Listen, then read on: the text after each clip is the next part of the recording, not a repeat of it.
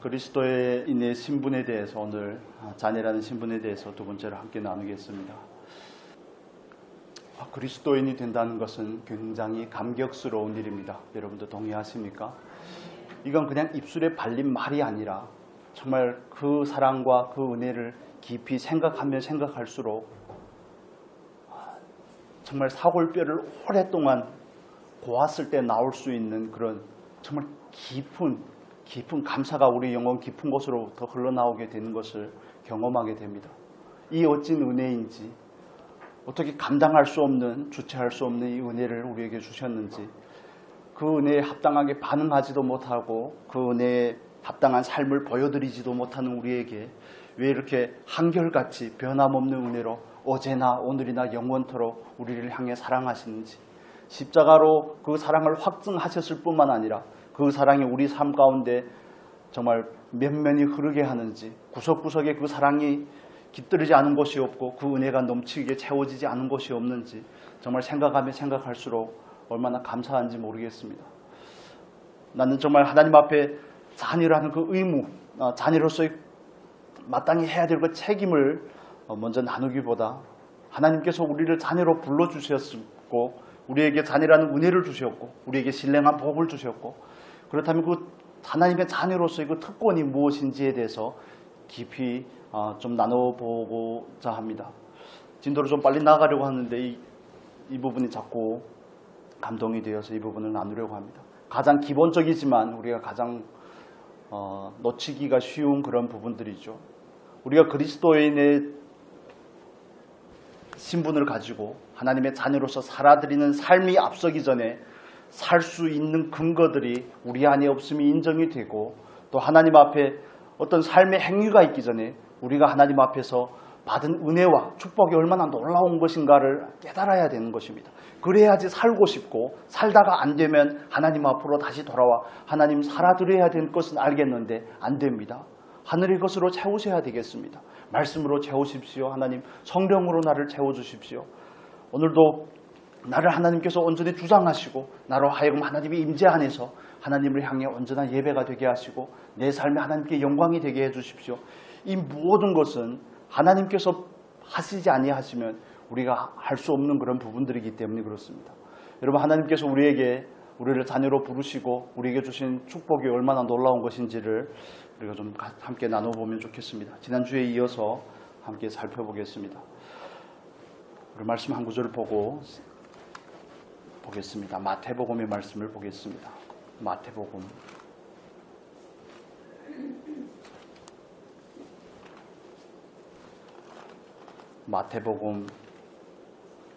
7장의 말씀을 보겠습니다. 잘 아시는 말씀인데 말씀 몇 구절 찾아보겠습니다.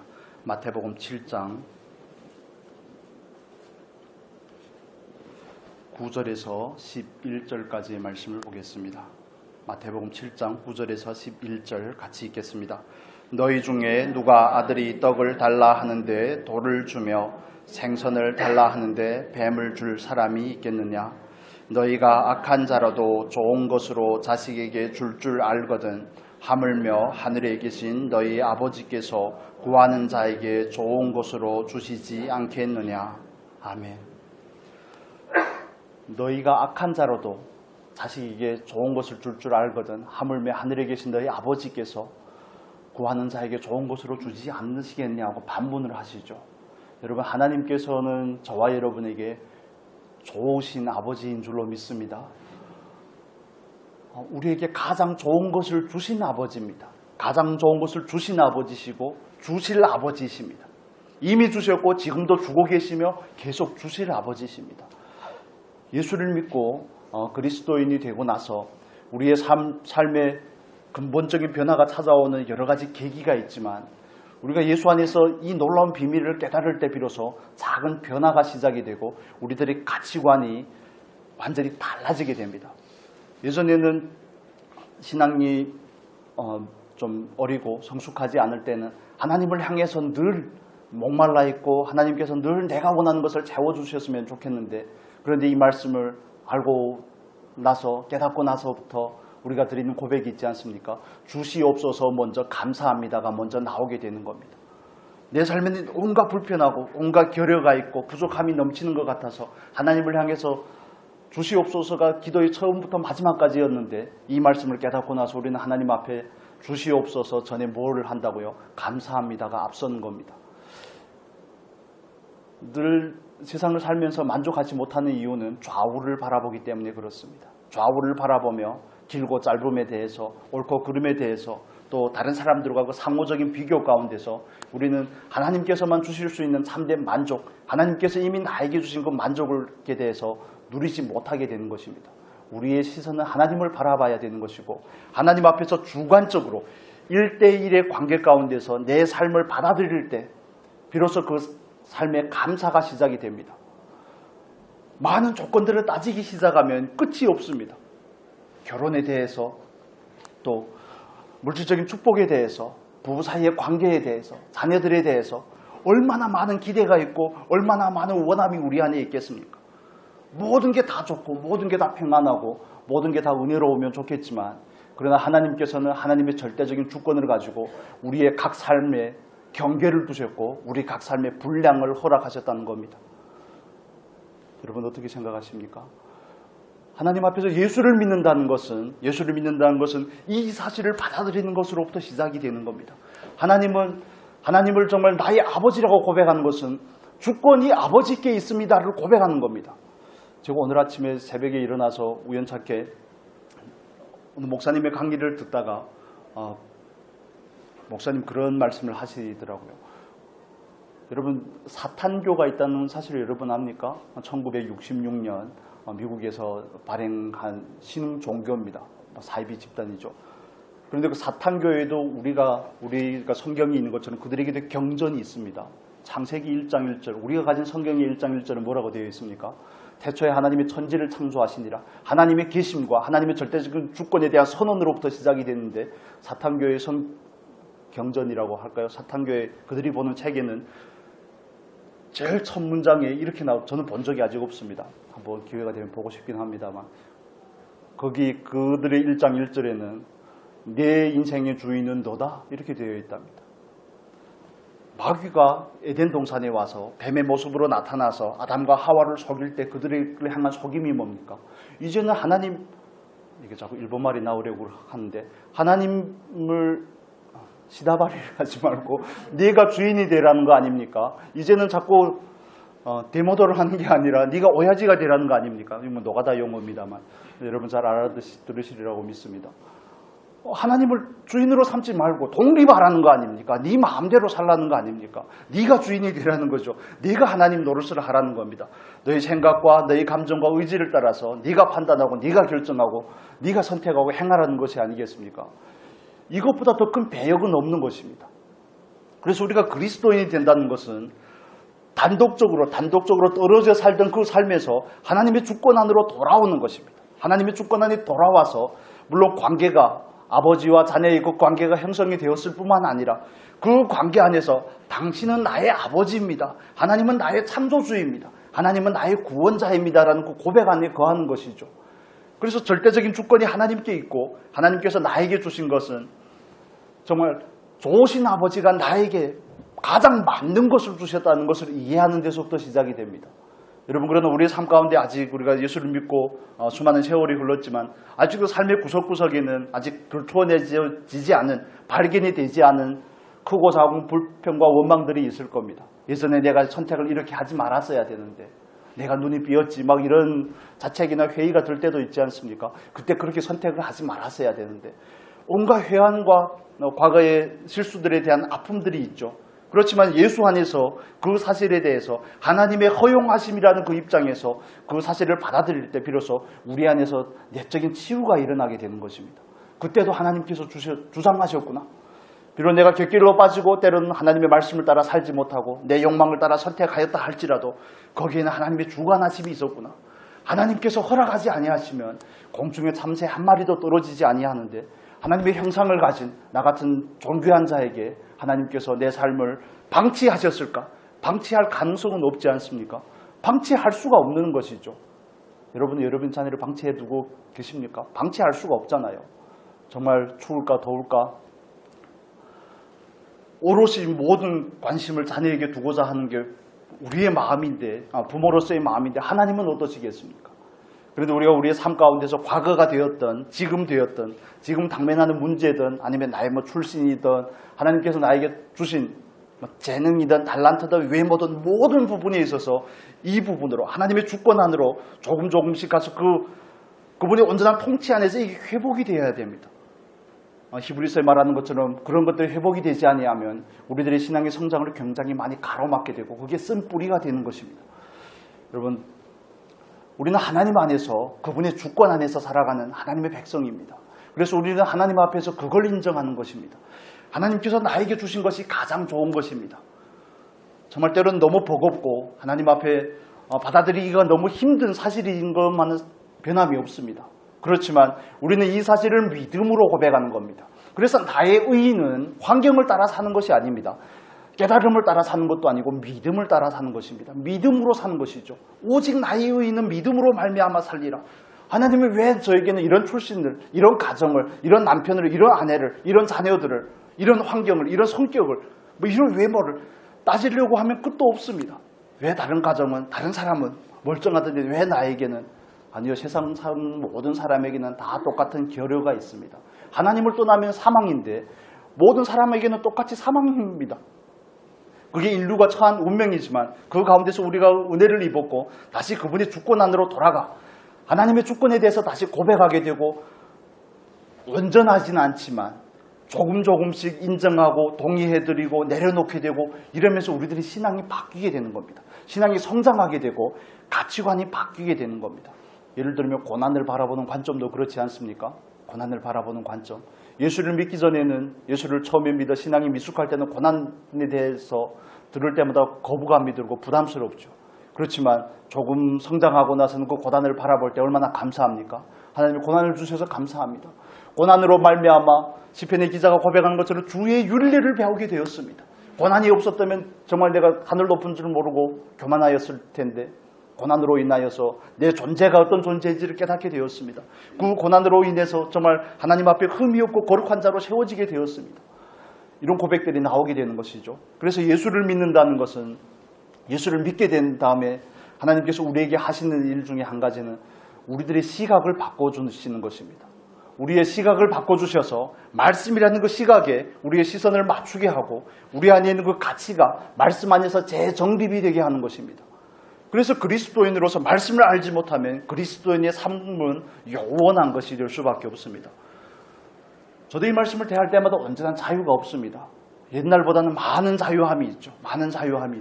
그렇지만 온전하지는 않습니다. 이 세상 떠날 때까지 온전하다고 자부할 수가 없겠지만 끊임없이 뒤에 일이 잊어버리고 앞에 일을 향해서 다 나아가는 것이겠죠.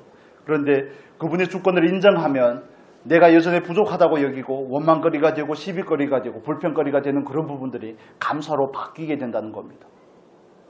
여러분에게는 어떤 필요가 있고 어떤 결여가 있습니까? 어떤 부분이 좀 더 개선이 된다든지 어떤 부분이 좀 바뀌었으면 좋겠다든지 이런 소원들이 어떤 소원들이 있습니까? 그 소원들이 있는 건 우리가 살아있음이 증거이죠. 그렇지만 우리가 하나님 앞으로 돌아가서 먼저 해야 될 일은 이 상황을 나에게 주신 그 하나님 앞에 감사를 드리는 겁니다. 우리는 하나님께서 나에게 주신 은혜에만 감사하고 나에게 베푸신 그 사랑에만 감사를 하는데 하나님께서 나에게다 하신 그분의 주권과 그분의 공의를 향한 감사가 있어야 됩니다. 이게 조금 더 성숙한 감사입니다. 말씀을 근거로 해서 심는 대로 거두게 하시는 그 하나님. 여러분은 어떻게 그 말씀에 대해서 반응하고 있습니까? 제가 한 2, 3개월 전부터 식단을 조금 바꿔서 탄수화물은 적게 먹고 채식을 하고 그러다 보니 한 달 정도 하니까 살이 갑자기 몇 킬로 쫙 빠지는 겁니다. 그래가지고 아싸 이제는 됐나 보다. 앞자리가 제가 여기 처음 올 때 앞자리가 8이었는데 앞자리가 7로 바뀌었다가 그러니까 뒷자리가 팍팍 줄어드는 겁니다. 아싸 이제는 6으로 거의 바뀌겠구나. 그러다가 8월 달에 방학 때 잠깐 방심하는 바람에 애들이 방심하는 바람에 앞자리가 또 바뀌려고 그러고 있습니다. 그러면서 하나님 앞에서 드는 생각이 나는 건강에 대해서 지금 나에게 주신 이 건강에 대해서 얼마나 감사하고 있는가. 없는 것만 생각했지. 나는 그렇다면 하나님께서 나에게 주신 이 건강에 대해서 얼마나 성실한 관리자가 되었는가. 많이 먹으면 살이 찝니다. 운동을 안 하면 몸이 아플 수밖에 없습니다. 너무 정상적인 게 아니겠습니까? 이게 심는 대로 거두는 것이죠. 그런데 그 부분의 근원적인 부분을 개선을 하려고 하지 않으면서 그 부분에 대해서 내가 마땅히 해야 될 책임과 의무에 대해서는 게으르면서 하나님 어떻게 건강하게 해주십시오. 하나님 어떻게 이런 기도만 했던 그런 부분들에 대해서 회개를 하고 이제 또 하나님 앞에서 다시 마음을 정하고 열심히 운동을 하고 데려가시기 전까지는 정말 은퇴를 하지 않고 죽기까지 해야 되겠구나 하는 생각을 다시 한번 가지게 되었습니다. 모든 것은 마찬가지입니다. 지금의 나는 어제의 결과입니다. 그게 하나님의 공의입니다. 공의. 어제의 선택이 오늘의 나를 만들었다는 사실입니다. 물론 전체적인 것은 다 하나님이 주장하고 있지만 그러나 오늘의 나를 바라보며 감사할 수 없다는 것은 어제의 나의 선택을 향한 회한이 있고 후회가 있다는 것을 의미하는 것입니다. 여러분 하나님의 허용하심을 받아들이실 수 있기를 바랍니다. 하나님의 주권하에 있었던 일입니다. 그렇다면 우리에게 있어서 중요한 것은 과거의 나의 잘못된 선택에 자꾸 매이는 것이 아니라 오늘의 이 시점에서 하나님께서 허용해 주시고 오늘 나에게 베푸신 은혜 안에서 그 사건을 바라보며 감사를 믿음으로 고백하는 것입니다. 쉽지 않다는 거 압니다. 깨달음을 따라서 한다는 거 정말 감정을 따라서 의지를 따라서 이 일을 하기가 힘든 것입니다. 말씀을 따라서 고백하는 것이죠. 아니면 이렇게 해보시기를 권합니다. 11절의 말씀을 인용을 하는 겁니다. 너희가 악한 자라도 좋은 것을 자식에게 줄 줄 알거든. 이 말씀을 적용을 해서 하늘에 계신 너희 아버지께서 구하는 자에게 좋은 것으로 주시지 않겠냐. 하나님 마태복음 7장 11절에 보니까 이렇게 기록이 되어 있는데 나는 감사가 잘 되지 않습니다. 하나님께서 나에게 주신 것이 늘 뱀처럼 여겨지고 늘 돌처럼 여겨지는데 하나님 저에게 믿음을 주십시오. 귀인 들린 아들을 예수님께 데려왔다. 제자들을 고쳐주지 못할 때 예수님께 와서 치유받던 아버지의 고백이 있지 않습니까? 내게 믿음이 없는 것을 용서해 주시고 이렇게 표현을 하죠. 내가 믿나이다. 나의 믿음 없는 것을 도와주소서. 믿음은 은사입니다. 믿음은 들음에서 생기지만 하나님으로부터 오는 선물이죠. 그래서 이런 주권에 대한 부분이 온전히 인정이 되지 않으면 받아들여지지 않으면 오늘의 나를 향해서 내가 하나님 앞에서 마땅히 감사가 잘 되지 않는다면 말씀을 가지고 우리의 삶 가운데 구체적으로 적용을 해서 하나님의 주권에 굴복할 수 있는 그런 은혜가 있기를 바랍니다. 그분의 주권을 온전히 인정할 수 있는 은혜가 있기를 바랍니다. 그분이 공의를 향한 감사이죠. 죄의 결과는 사망이고 죄를 지으면 하나님과 관계가 소원해지고 그 죄의 영향력을 받을 수밖에 없습니다. 그럼에도 불구하고 과거의 잘못된 선택에 대한 대가에 대해서 내가 오롯이 감당하려고 하지 않는 것, 이건 그분의 공의를 잘 알지 못하는 태도이기도 합니다. 부담이 될 수 있지만 우리는 말씀 앞에서 이 말씀에 대해서 온전히 반응해 볼 수 있는 저와 여러분이 되면 좋겠습니다. 하나님은 절대적인 주권자십니다. 그분은 실수하지 않으십니다. 그렇죠? 그분은 정말 후회하지 아니하시고 한글판으로 말하면 그분은 시건치 않으시는 분이십니다. 여러분 믿으십니까? 그렇다면 그분의 말씀에 기대십시오. 그분의 말씀을 붙잡고 믿음으로 반응을 해보십시오. 내 감정이 어떠한지, 내가 보기에 어떠한지, 내 스타일인지 아닌지 이런 거 말고요. 이런 거 말고요. 감사로부터 시작을 해보십시오. 그러면 하나님의 주권이 무엇인지를 조금씩 배우게 될 것입니다. 그래서 우리가 일상의 삶을 살면서 우리 삶 가운데서 만나는 많은 사람들과 많은 문제 가운데서 우리가 믿음으로 받는다는 게 방금 여러분에게 드린 이 말씀의 의미인 것입니다. 내가 원하지 않는 사람을 만날 수 있고 내가 원하지 않는 일을 당할 수 있지만 그 사실에 대해서 믿음으로 받는 것입니다. 하늘에 계신 아버지께서 나에게 허용을 하신 것이고 그분은 실수하지 않으시는 분이시고 그분에게는 모든 것이 필연으로 나타나는데 그분의 주권하에서 그분의 뜻이 이루어지고 있는 가운데서 이 일을 우리가 만난 게 아니겠습니까? 때로 우리의 실수라 할지라도 하나님께서 허용하지 아니하시면 아무것도 되어지는 일이 없죠. 그럴 때마다 내가 불편하다면 말씀을 향해서 반응을 해보는 겁니다. 하나님 왜 저런 사람을 만나게 했습니까? 여러분 목회자로서 가끔씩 그런 생각이 드는 겁니다. 왜 하나님 다른 교회는 나쁜 분들도 많던데 우리 교회는 이렇게 좋은 분들만 보내주셨습니까? 왜 우리 교회는 이렇게 다 성실하고 하나님 앞에서 말씀도 잘 암송을 잘하고 예배도 잘 나오고 새벽 예배도 잘 드리고 이런 분들만 이렇게 열심히 섬기고 하나님을 사랑하는 분들만 주셨습니까? 좀 말씀을 부리는 분도 주시지. 그래야 제가 성화가 되지 않겠습니까? 이런 기도가 나오기도 하지만 그럴 때마다 어떻게 반응을 해야 됩니까? 하나님께서 이렇게 하신 이유가 무엇입니까? 좋으면 좋은 이유, 나쁘면 나쁜 이유가 무엇입니까? 하나님 나를 어떻게 변화시키기를 원하시는 것이며 하나님께서 이 사건을 통해서 나를 어떻게 바꾸기를 원하십니까? 그게 정말 하나님의 주권을 인정하는 태도가 아니겠습니까? 맨날 좋은 사람, 내가 원하는 사람만 만나면 삶에 진보가 없습니다. 삶은 때론 버라이어티가 좀 필요한 것이죠. 정말 버라이어티가 좀 필요한 것입니다. 가끔씩 태풍이 와서 휘저어놔야지 우리가 건강을 유지할 수 있다는 것, 바다가 정화된다는 사실을 우리가 너무 잘 알지 않습니까? 우리의 삶도 마찬가지입니다.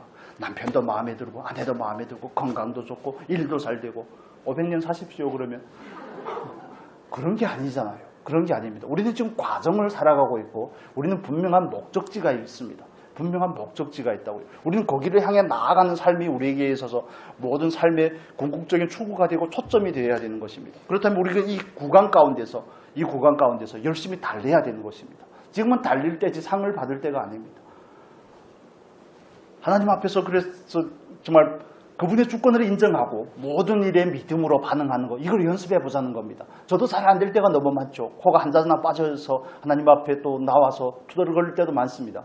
그런데 마지막에 일어날 때는 어떻게 하든지 그 투덜거림에 대해서 말씀으로 하나님 그래도 감사합니다. 투덜거리게 해주셔서 감사합니다. 시편을 읽어보십시오. 처음부터 그 시편의 기사이고 다윗의 고백들을 보면 끔찍합니다. 이게 하나님의 마음에 합한 사람이 맞나? 이렇게 잔인한가? 내용들이 정말 잔인하거든요. 때로는 하나님 내 원수들을 멸하십시오. 정말 그 입에 담지도 못할 얘기들이 막 나오지만 그러나 마지막에는 하나님 앞으로 돌아가서 하나님께서 하셨음에 대해서 인정하고 고백하고 감사와 찬양으로 마무리되는 것을 볼 수 있습니다. 저와 여러분은 하나님의 자녀로 부름을 받았고 우리는 믿음으로 사는 사람입니다. 감정으로 반응하지 마시고 환경에 반응하지 마시고 정말 깨달음을 따라 말씀을 따라 반응할 수 있는 저와 여러분이 될 수 있기를 바랍니다. 우리는 가장 좋은 것을 받은 사람이고 지금도 받고 있고 장차 받을 것입니다. 그게 저와 여러분에게 주어진 특권이고 축복이라는 사실을 믿으시기를 바랍니다. 두 번째로 우리가 또 살펴볼 것은 정말 우리가 하나님 앞에 기도할 수 있다는 것.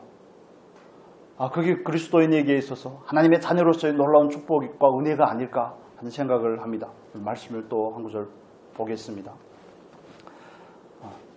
마태복음 7장의 말씀도 그 말씀이지만 요한일서의 말씀을 보겠습니다. 요한일서 5장 14절.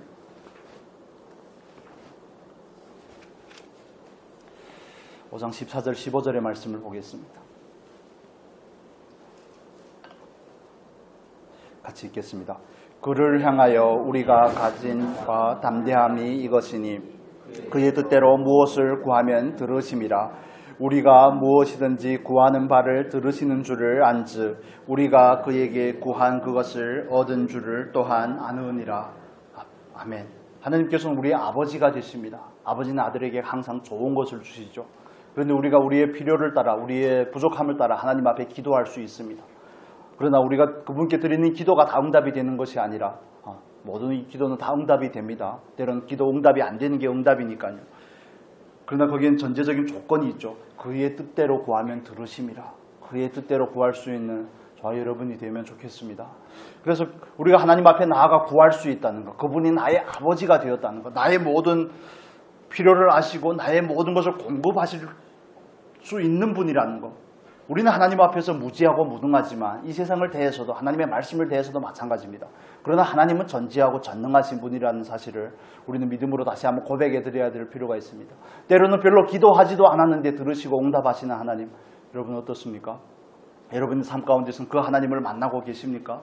그 하나님을 누리고 계십니까?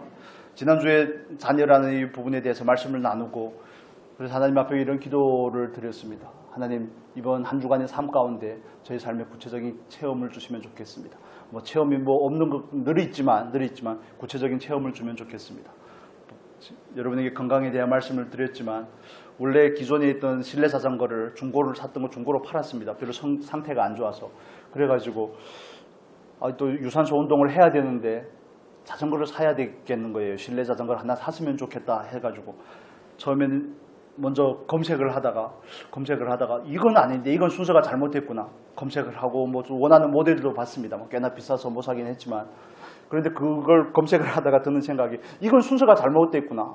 검색을 할 게 아니라 먼저 기도를 해야 되겠구나 하는 생각이 들더라고. 그래서 하나님 실내 자전거를 주시는데 스피닝 자전거로 주시면 좋겠습니다. 헬스장에 있는 그런 거 이렇게 그냥 모델까지 말씀을 드렸어야 되는데 모델은 빼고 그냥 그 정도만 말씀을 드렸는데, 그리고 어떻게 하시는가 보자 하고 지켜보고 있는데 금요일 날인가요? 금요일인지 목요일인지 정확하지는 않습니다. 갑자기 당근 여러분도 애용하십니까? 당근에 갑자기 자전거가 올라온 겁니다. 자전거가 올라왔는데 딱 원하는 스피닝 자전거가 올라왔는데 그 가격도 제가 예상했던, 우리가 원했던 4만 원 정도? 네, 그 정도에 그걸 샀는데 보니까 그 주인이 그걸 사가지고 276km밖에 안 탔더라고요. 완전 새 거죠. 그런데 그걸 제 차는 승용차니까 그걸 가져올 수가 없습니다. 서면에 산다고, 청소골부 쪽에 사신다고 그러는데, 이걸 가져오려면 트럭을 부르면 최소한 5만 원을 줘야 되는데 어떻게 할까? 그런데 그 주인이 친히 자전거를 자기의 차에 실어다가 집에까지 가져다 줬습니다. 별로 감동이 없으시군요. 놀라지 않으시네요. 그래서 비록 작은 일이지만 뭐 그걸 위해서 뭐 정말 목 놓아 기도하고 금식하고 부르짖고 이런 것도 아닌데 하나님 왜 그런 필요를 아시고 채워주실까? 또 한 가지를 말씀을 드릴까요? 여러분 이거 보이십니까? 이게 애플워치라는 건데 처음에 나왔을 때는 단가가 굉장히 비쌌습니다. 몇십만 원 하는데 뭐 전 돈 주고 살 수 있는 상황이 아니었죠. 광양교회에 있을 때인데. 그런데 어느 날 집사님 한 분이 저에게 찾아오셔서, 좀 친분이 있던 집사님인데, 목사님도 이런 게 필요하지 않냐고 그러는 거예요. 아니 좀 뭐 괜찮다고 그랬는데 그 집사님 하는 말이 꼭 필요한 것 같다고 그러더니 한 이틀인가 지나서 다시 와서 사가지고 온 겁니다. 사가지고 오셔서 선물로 준다고 그러면서 주신다고. 안 주셔도 된다고 그러는데 왜 그러시냐고 그러니까 하나님께서 저에게 밤에 잠을 재우지 않더라는 겁니다. 그분의 표현입니다. 이틀 동안 밤을 꼴딱 새가지고 안 사주려고 하니까 하나님이 재워버리지 않는다고. 그분 표현입니다. 그분 표현. 그래서 우리가 하나님 앞에서 자녀로서 정말 많은 누림을 갖는 거, 실용적인 기도를 경험하는 거 굉장히 중요한 겁니다. 하나님의 기도의 응답을 받는 그 경험들이 내 안에 많아지는 것, 그 경험들이 차곡차곡 쌓여서 하나님을 향한 믿음의 근거가 되는 겁니다. 평생 기도를 했는데 응답 받아본 적이 몇 번 있어야 말이죠. 그러니까 일마다 정말 사람을 만날 때마다, 환경을 만날 때마다 하나님을 향해서 믿음은 고사하고 걱정과 염려가 먼저 앞서게 되는 것입니다. 물론 사람이니까 영향을 받을 수밖에 없죠. 그렇지만 그 믿음의 자리로 얼른 돌아가지지 않는 것, 언론을 내려놓아지지 않는 것, 하나님의 주권에 바로바로 굴복이 되어지지 않는 이유는 이런 일련의 과정들이 있습니다. 여러분, 하나님께서는 우리에게 좋은 것을 주시고 우리가 그분 앞에서 정말 때로는 드리는 그 소원을 따라 기도도 하지 않았다고 할지라도 하나님께서 채워주시는 그런 분인 줄로 믿습니다. 저도 갖고 싶었죠. 처음에 갖고 싶은 소원은 있었는데 사려고 하는 엄두는 못 냈죠. 모델이 뭔지 빠삭하게 다 알고는 있었지만, 그런데 못 지르겠는 겁니다. 지를 만한 상황이 안 되니까. 상황이 안 되는 게 은혜일 수 있습니다. 그런데 하나님께서 그렇게 일하시는 걸 보고 그 집사님에게는 좀 미안하기도 하지만 왜 안 재우셨는지는 잘 모르겠습니다. 그래서 정말 유용하게 잘 쓰고 있습니다. 뭐 운동할 때도 쓰고 뭐 여러 가지로 잘 사용하고 있는데, 그렇습니다. 여러분에게 말씀드리고자 하는 것은 우리의 삶에 이런 경험들이 너무 필요하다는 겁니다.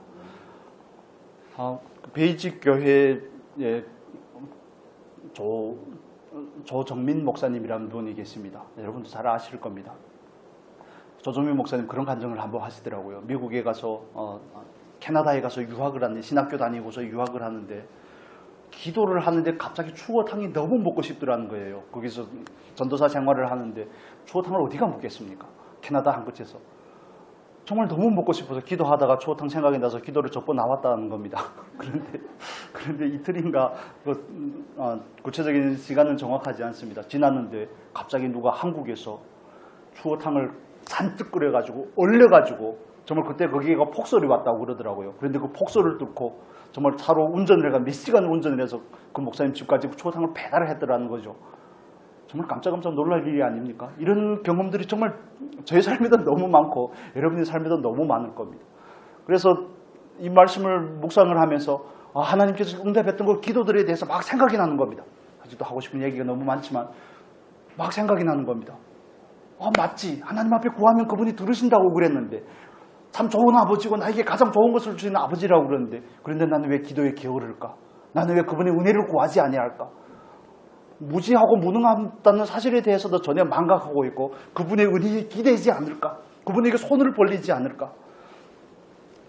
히스기야가 사내립을 필두로 한 아수르의 군대들이 와서 처음에 와서 그들에게 모든 성전의 음과 금을 걷어가고 또 다시 와서 유다에 있는 성들을 치고 공략을 할 때 히스기야가 그 편지를 가지고 하나님의 성전에 나가 편지를 펼쳐놓고 기도하지 않습니까? 그리고 자기 주변에 있는 이사야에게도 기도를 부탁하고 하면서 하나님께서 그 많은 18만 5천 명이라는 군대를 하룻밤 사이에 쓸어버리지 않습니까? 이런 구약에는 많은 신뢰들이 있고 우리 주변에 있는 많은 구체적인 간증들이 있습니다. 여러분, 기도해야지 간증이 있습니다. 기도해야지 하나님을 더욱 신뢰할 수 있게 됩니다. 그렇다면 우리는 그분을 더 의지하는 이 기도의 행위를 반복해서 가져야 되지 않겠습니까? 그분을 충분히 만나고 그분을 충분히 경험하고 충분히 누려야 되지 않겠습니까? 내가 그분을 충분히 누리고 내 안에 가득 차야지 다른 사람을 섬기죠. 내 안에 가득 차야지 하나님의 자녀로서의 모습을 드러낼 수가 있죠. 나타날 수가 있죠. 그러지 않는데 내가 예수를 믿으면 나도 결결하는데 나도 늘 궁핍 안에 있고 늘 원망과 불평을 달고 사는데 누구에게 간증이 되겠습니까? 내가 믿는 하나님은 좀 믿어봐라. 돈이 없고 건강이 없고 상황이 여의치 않다고 할지라도 하나님께서 나의 아버지가 되신다는 사실이 어떻게 간증이 될 수가 있겠습니까? 그래서 그 하나님을 구체적으로 경험하는 건 너무너무 중요한 것입니다. 그 구체적인 경험들이 우리가 하나님 앞에서 더욱 깊은 자리로 나아가게 하는 겁니다. 여러분, 기도에 힘쓰시기를 바랍니다. 정말 힘써 여호와를 알기를 마음의 의지를 확정하고 하나님 앞에 기도할 수 있는 저와 여러분이 되면 좋겠습니다. 미주알, 고주알 다 얘기해 보십시오. 이 문제, 자녀의 문제이며 가정의 문제이며 환경의 문제이며 모든 부분에 대해서 그분을 향해서 의뢰를 보내보십시오. 그분을 향한 의뢰, 그분을 향한 기도는 하나님을 향해 보내는 신호가 아니겠습니까? 구조 신호라는 겁니다. 구조 신호. 요즘 읽고 있는 책, 우리 교회도 읽고 계시는 분들이 있지만 그 한 대목을 제가 읽어드리겠습니다. 우리가 해야 될 일이 뭔지를 정확하게 설명을 해주고 있습니다. 아무것도 염려하지 말라는 책의 내용입니다. 하루는 집 근처 들판에서 커다란 나무 그루터기를 발견하고 그것을 파내려고 애썼다. 몇 시간 동안 말대로 밀고 당기고 했지만 깊고 커서 빠지지 않았다. 계속해서 그루터기와 씨름을 하는데 퇴근에 돌아오시던 아버지가 나를 보고 다가오셨다. 뭐가 문제인지 알겠구나. 아버지가 말씀하셨다. 뭔데요? 내가 여쭈었다. 너는 내 힘을 다 사용하지 않고 있어. 아버지가 대답하셨다. 나는 화가 나서 내가 얼마나 열심히 얼마나 오랫동안 했는지 말씀드렸다. 아버지가 말씀하셨다. 아니, 너는 내 힘을 쓰지 않고 있어. 다 쓰지 않고 있어. 내가 마음을 가라앉힌 후 무슨 뜻인지 묻자 아버지는 이렇게 대답하셨다. 너는 아직 내게 도움을 구하지 아니하였다. 우리가 힘을 다 써서 해야 될 일이 뭔지 아시겠습니까?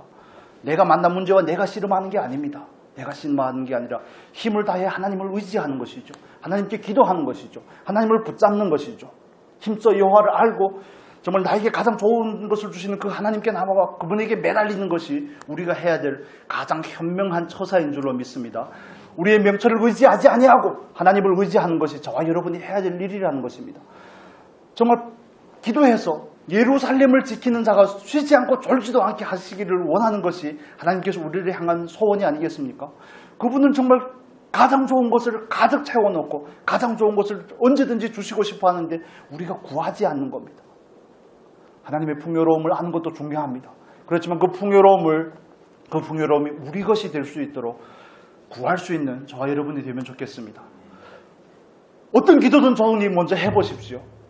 어떤 기도든 좋으니 먼저 해보십시오. 그러면 그 하나님을 경험하게 될 것입니다. 때론 정욕을 따라 구하는 기도라도 해봐야지 기도가 뭔지를 배우게 되고 그 하나님을 배우는 것이 아니겠습니까? 여러분, 우리가 해야 될 일 무엇인지 감이 오실 겁니다. 너는 아직 다 힘을 다해 하지 않고 있구나. 우리가 힘을 다해 해야 될 일은 뭡니까? 너는 아직 나에게 말하지 아니하였구나. 우리는 하나님 앞에 말씀을 드려야 되는 것입니다. 많은 사건들, 많은 문제들, 많은 환경들, 많은 염려와 걱정들에 대해서 우리가 해야 될 일은 오직 한 가지입니다. 하나님을 향해서 기도하는 것. 그게 그리스도인에게 주어진 특권입니다. 기도라는 놀라운 특권, 가볍게 여기지 않으시면 좋겠습니다. 정말 시와 대를 정하여서 하나님 앞에 사사건건 시시콜콜한 문제까지 다 기도할 수 있는 우리가 되었으면 좋겠습니다. 그래야 그분의 임재를 경험할 수 있습니다. 그분의 일하심을 경험할 수가 있습니다. 그래야 그분과의 관계가 더 친밀해집니다. 그래야지 하나님을 더 알 수 있습니다. 더 알아야지 그분을 더 굳건하게 신뢰할 수가 있고 하나님께서 우리에게 주신 참된 복과 은혜를 누릴 수가 있습니다. 여러분 우리가 정말 힘써 하나님을 의지하실 수 있기를 예수님의 이름으로 축복합니다. 우리가 정말 교회를 향해서 그분의 나라를 위해서 자녀들을 위해서 뭘 할 수가 있겠습니까? 기도하는 것 외에는 없습니다. 기도하고 그분을 의지하는 것 외에는 없습니다. 그게 자녀가 가진 특권이죠. 여러분 어릴 때 자녀들에게 과자 같은 거 주면 애들은 1초의 망설임도 없습니다. 자기가 이걸 봉지를 뜯지 못한다는 사실을 알고 바로 그냥 뜯어주라고 그러죠. 얼마나 지혜로운지 모르겠습니다. 우리가 하나님 앞에서 어린아이같이 되어야 되는 이유가 이런 게 아니겠습니까? 예수님께서도 심지어 예수님께서조차 하나님의 아들이신 독생자이신 예수님께조차 이 땅에 오셨을 때 나는 내 일을 하러 온 것이 아니라 아버지의 뜻을 행하러 오셨다고 말씀하십니다. 나는 내가 할 수 있는 것이 아무것도 없고 심지어 제자들을 선택하기 전에는 밤새 나아가 기도하고 정말 사역이 끝날 때마다 한적한 곳에 가서 기도하는 예수님의 모습을 볼 수가 있습니다. 왜 그럴까요? 왜 그럴까요? 하나님께서 하셔야 되기 때문에 그런 게 아니겠습니까? 그분으로 하시게끔 하기 위해서 우리는 그분에게 기도해야 되는 것입니다. 정말 우리가 가볍게 반응하지 말고 깊이 반응을 하면 좋겠습니다. 하나님 앞에서 기도할 수 있는 정말 우리가 마음을 작정하고 실패할지라도 다시 회복하여 하나님 앞에 기도할 수 있으면 좋겠습니다. 그래서 그 하나님께서 우리에게 주신 그 예비하신 놀라운 풍성한 은혜를 정말 다 누릴 수 있는 저와 여러분의 복된 삶이 되기를 원합니다. 그러고 나서 하나님을 믿어봐라. 예수를 믿어봐라. 얼마나 좋은지 모르겠다. 얼마나 좋은지 모르겠다. 환경이 바뀌고 여건이 바뀐 것은 아니지만 내 안에는 참된 만족함이 있다는 것을 우리는 담대하게 증언하게 될 것입니다. 하나님을 떠난 인생의 비극은 결과적으로는 사망이지만 헐벗고 굶주리고 궁핍하는 것입니다. 목마른 것입니다. 그러나 하나님 안에 있으면 언제나 참된 만족이 있다는 사실을 여러분 믿으시고 정말 그 살아계신 하나님, 오늘도 우리의 참된 공급자가 되시고 우리의 모든 필요를 채우시는 그 하나님을 깊이 경험할 수 있기를 바랍니다. 여러분 기도에 힘쓰시기를 예수님의 이름으로 축복합니다. 하나님께서 우리에게 주신 것이 가장 좋은 것이라는 사실에 대해서 믿음으로 말씀으로 선언하고 고백해드리는 저와 여러분이 되고 하나님 앞에서 자녀로서의 충분한 축복과 은혜를 누리시기를 예수님의 이름으로 축복합니다. 우리 같이 이 시간 잠깐 기도하면 좋겠습니다. 하나님의 주권이 무엇인지 깨닫게 하여 주시옵소서. 하나님의 주권 앞에 굴복하는 내가 되기를 원합니다. 하나님 저희 믿음 없음을 도와주시옵소서. 하나님 기도에 응답하시는 그 하나님 앞에 기도하는 사람으로 살겠습니다. 우리의 마음과 의지를 하나님 앞에 확정해드리는 그런 기도를 드리면 좋겠습니다. 같이 기도하겠습니다. 오 거룩하신 하나님 아버지, 하나님께서 우리에게 주신 것이 가장 좋은 것을 우리가 다시 한번 믿음으로 고백해 드립니다.